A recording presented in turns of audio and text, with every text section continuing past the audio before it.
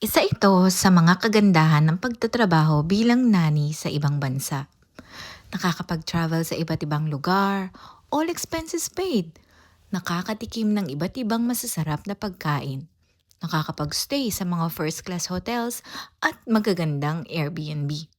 At syempre, nakakakuha ng magagandang pictures at views na pwedeng i-post sa social media. Pero, alam niyo ba kung ano ang hindi nakikita sa likod ng mga pictures? Yung pagod, yung puyat, yung paulit-ulit na pag-iimpake, yung stress sa pagbiyahe mula rito papunta roon, yung pag adjust sa bagong lugar, yung responsibilidad na kailangang dalhin kahit pagod na pagod ka na. Minsan, isang magandang picture lang ang nakikita ng mga tao at sasabihin nilang, "Uy, ang sarap naman ng buhay mo, pa-travel-travel na lang."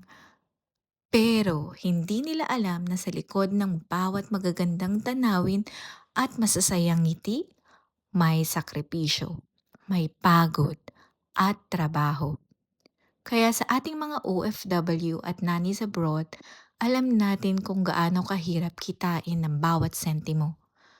At sa mga pamilyang nakakatanggap ng perang pinapadala namin sa Pilipinas, sana pahalaga ninyo ito. Hindi po iyan basta-basta napupulot. Hindi po iyan madaling kinikita. Bawat sentimo ay may kasamang oras, pagod, puyat, sakripisyo at pagmamahal. Kaya habang nakikita ninyo ang magagandang travel photos namin, sana makita rin ninyo ang mga taong nasa likod ng kamera.